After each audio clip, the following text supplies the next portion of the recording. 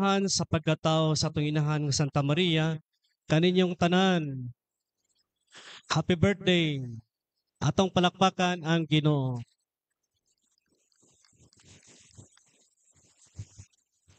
Patsada og nindot ang tema nga gihatag kanako nga atong panagsaluhan karon, journeying together with Mary, Our Lady of Peace towards communion, participation, and mission. Patsada og nindot tungod kay kamatawran man nga isip usa ka pamilya sa atong Amahan sa Langit, pinaagi kang Hesus og sa Espiritu Santo nga ato kinaihan magyud sa atong pagkasimbahanon nga kita gitawag diya sa usa ka balaanon nga panaw o kon holy pilgrimage. O kauban nato Santa Maria nga sa diin ana ang pag-inampitay o kon pag-salmutay, pagsaluhay o pagmisyon.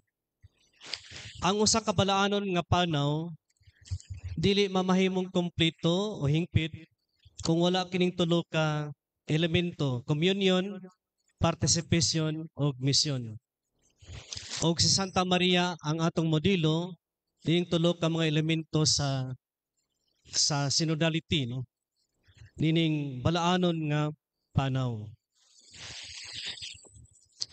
Ang atong ebanghelyo karon nga gibasa ni Reverend Gabriel Dayunton gikan sa ebanghelyo ni San Mateo kapitulo 1 bersikulo 1 ngadto sa 16, 18 ngadto sa 23. Maghatag unta kinig dakog paglaom kadasi kanato, no? Nga in hope we would be saved. Nga kita maluwas diya sa pagkamalaomon. Sa atong ebanghelyo, ato nadungog ang family tree o kon talaan sa kagikan sa atong Ginoo nga si Jesus. Kung atong itunan pag-ayo, pipila ra gyud ang matarong, no? Kanang straightforward nga kinabuhi. O kadaghanan kanila mga patlungon. Kining pulong ra ba nga patlungon matud pa ni Bisap Manggiran kay tao nga naana sa lungon. Pad niya lungon. Wala sa karon tingali, basin tuwa tingali sa dipolog si Bishop Manggiran. So ang iyang mga kagikan are liars and cheaters. Pananglitan diya sa kining upat ka ngalan sa mga inahan, mga babayi nga naapil sa talaan sa kagikan sa atong Ginoo. Panalitan si Tamar, Batsiba, si Rahab ug si Ruth, no? Si Tamar, iyang giilad ang iyang father-in-law niya. Kay dili man ihatag human namatay ang iyang bana nga anak ni Juda, wala niya gihatag ang ikatulo nga anak. Kay basin niya mamatay katong sama sa nag-una niya nga duha ka anak. So yang gihimo, nagpa-as-if siya nga usa ka temple prostitute o ginahitabo ang pakigilawas tali ni Huda o sa iyang daughter-in-law nga si Tamar. Pananglitan si Batsiba, asawa sa usa siyang general nga si Uriah, or si Urias. Tapos tungod kay naibog man si King David kang Batsiba, iya din gi-assign sa front line sa gira si Uriah. Og dito dayon namatay. Og iya din giilog si Batsiba. So kining irregular marriage dining mga babayi sa nga mga ginikanan sa atong Ginoo, these irregularities culminated with supreme irregularity with the birth of Jesus by the Virgin Mary, no? So very irregular tungod kay natawo siya nga susakinahan nga birhen. Pinagi sa gahom sa Espiritu Santo. Mao na nga sa atong ikaduhang pagbasa karon gikan sa sulat ni San Pablo ngadto sa taga-Roma, no, nga all things work for good for those who love God. Nga ang tanan nga magahitabo sa atong kinabuhi kung kita nagasalig nahigugma sa atong Amahan sa langit, kining tanan nagatuo kita, be it joyful or sorrowful events in our lives, all things were come to an end nga maayo. All things work for good for those who believe in God, for those who believe, for those who have faith in Him. Romans chapter 8, verse 28. O midugang pagid si San Pablo, in the same letter, where sin increased, grace overflowed all the more. Kung asa gani ang sala, mas magkadayaon pagid ang grasya sa Dios. Niya na nga kahimtang o niya na nga pangitabo sa tong kinabuhi. Romans chapter 5 verse 20. Og si Pope Francis po sa iyang pagdasig sa mga ginikanan, sa mga magtiayon matod pa niya, though things may not always turn out as we wish, God may well make crooked lines straight and drew some good from the evil we endure in this world. Gikan sa iyang pastoral nga exhortation, Amoris Laetitia, Latin phrase meaning, ang kalipay sa gugma, the joy of love, paragraph 116.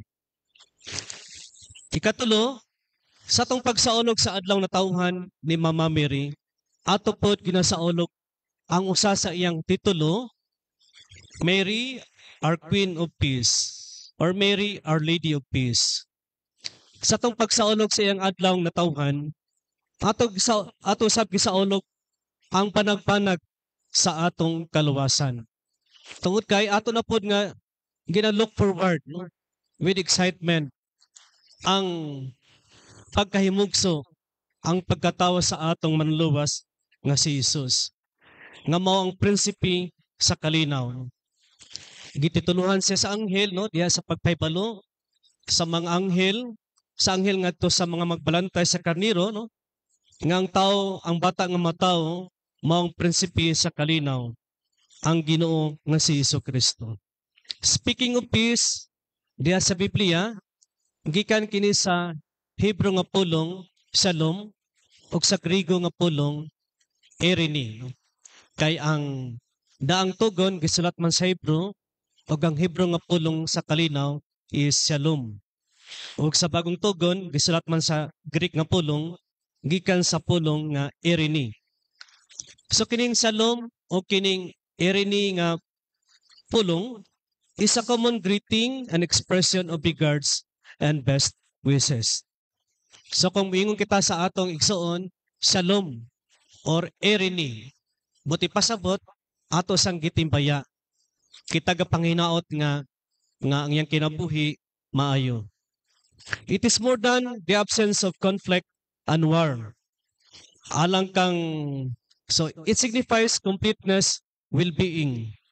Manang mingon si San Agustin, it is a tranquility of order. Nay harmony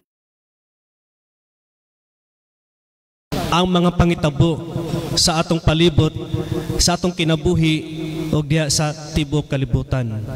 Harmony with God, harmony with God as our Creator, harmony with His creation, harmony with ourselves and with our fellow human beings.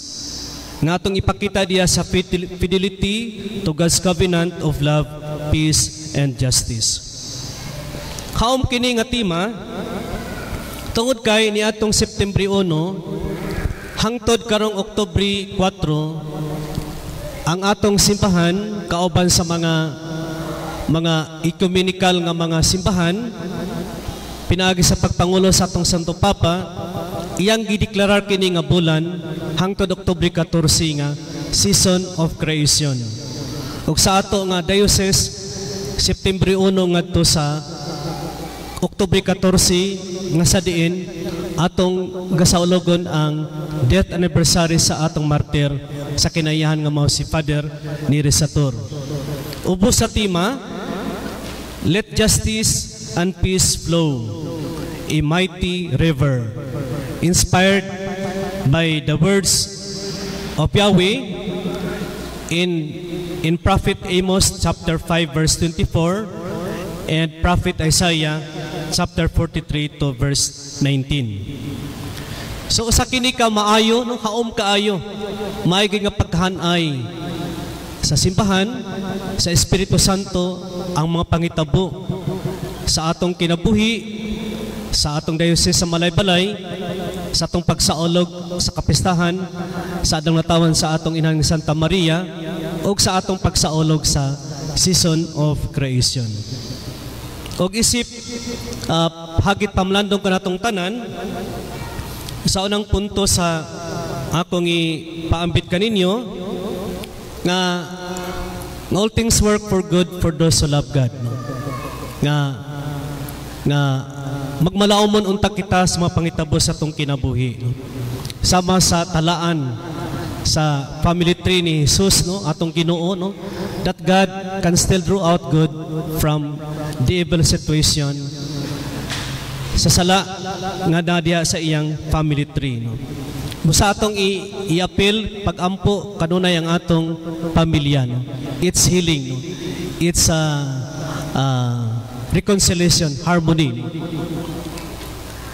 Katong dito pa ko sa parokya sa Manolo Fortits, no, makadawat ko kining pamisa nga healing of the family tree, no. Healing of the family tree. Okay, sa usapod sa akong parokya, no, nakita nako kining need of praying for the cleansing, for the healing of our family tree. Na ako'y usa ka sakristan nga naghikog, no, nga naghikog. Pre-pandemic pa to siya. Naghikog, tapos only to find out ang iyang lolo di iPod naghikog, no. Tapos ay igagaw nga junior high school, nasa'y suicidal tendency. Ug true enough, gikan sa party kadlawon nga motor siya, iyang gibangga ang iyang motor, no.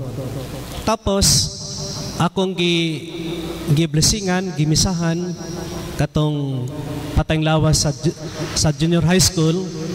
Og inang ko sa mama nga padri kanang payag nga abay sa among balay, diya po naghikog ang iyang papa, ang akong bana. So klaro kaayo nga naay position of naay demonic position diya sa ilang family tree. So importante kining mapadayon nga spiritual dialogue, kining spiritual conversation among ourselves. Ilabi na gid kining regular nga family reunion. Sa diin mahitabo ang spiritual dialogue, spiritual conversation. Ilabi na gid kung atong dasigon ang mga membro sa atong pamilya nga mangumpisal. O kining na ang humility, no, the ability to ask forgiveness and to forgive. O kining na ang pagtinabangay, o kining constant communication among ourselves.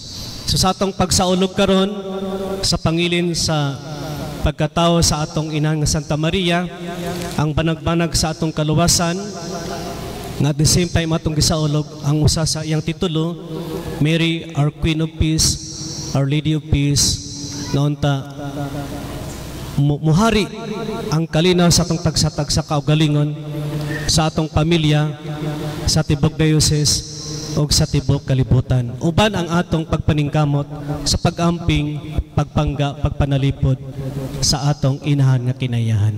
Amen? Amen.